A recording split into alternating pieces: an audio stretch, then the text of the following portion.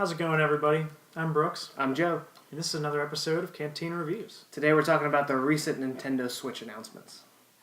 Oh, we're not doing... No Star Wars this Okay, time. okay.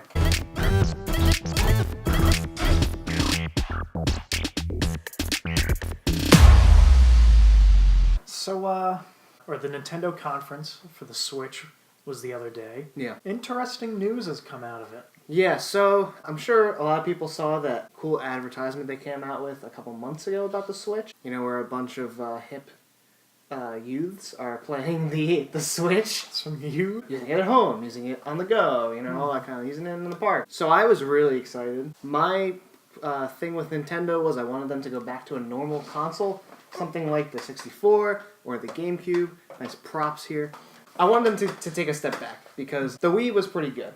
It was fun, and then it petered out because of not that many games for it. Right. I didn't buy the Wii U because it was basically another Wii. It comes with one controller, which was the screen. If you wanted more, it was like basically buying a DS per person. It came out at a bad time for the economy. It didn't do well financially, probably because of that, and it was just so expensive.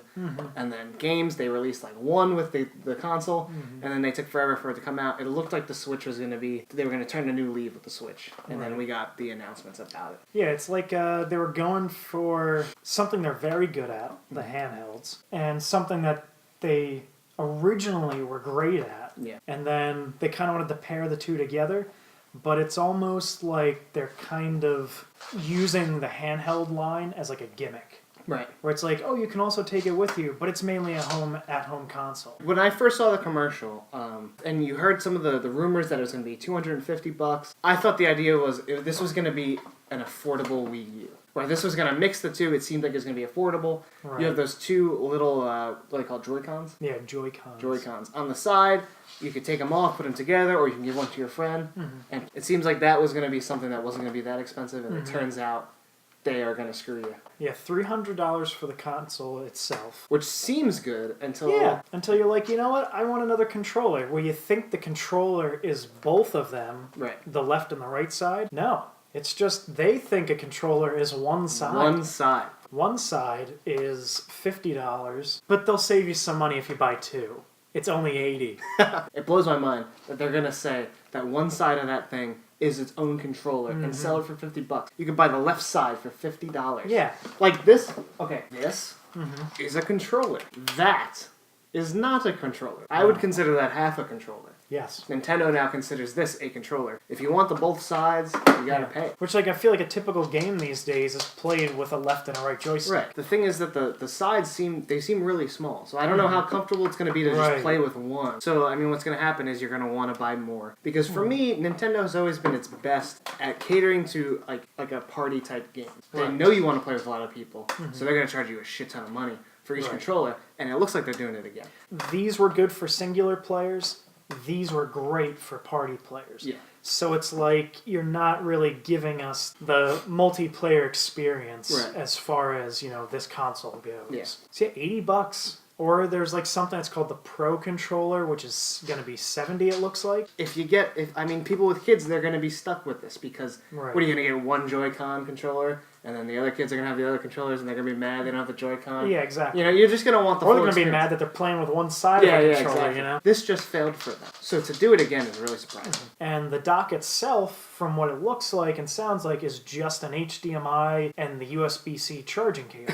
So what makes the dock worth $90 where I can't just buy an HDMI cable and a USB-C? Right. Is it just a cable organizer? Or like, you know what I mean? Like, what is it really going to do? Right. Well, and a lot of people were hoping because of how easy it looks to get from one place to another, you could just have multiple docks throughout your house. You know, your room, the living room, whatever. Yeah, basement. You can get multiple docks and put it from place to place. The problem with that is the dock on its own is $90.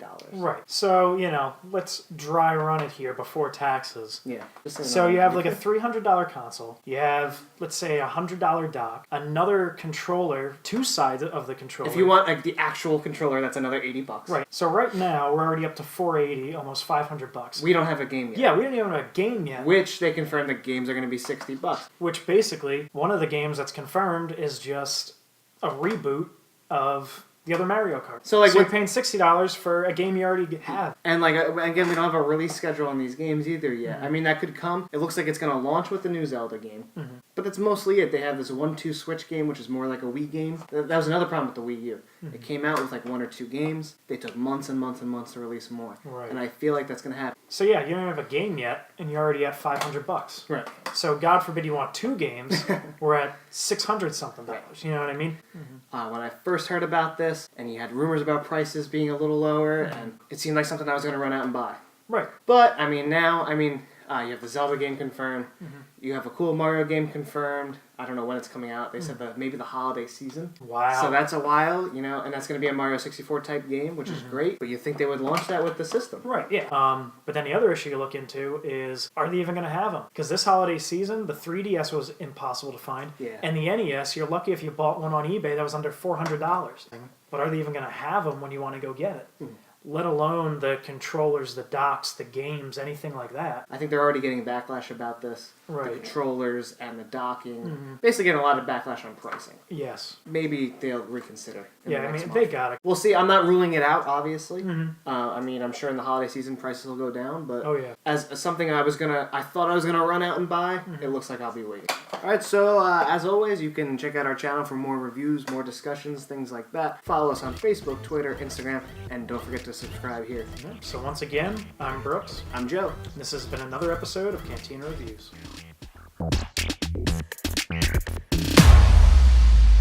Multiple playability. Right. Multiple playability.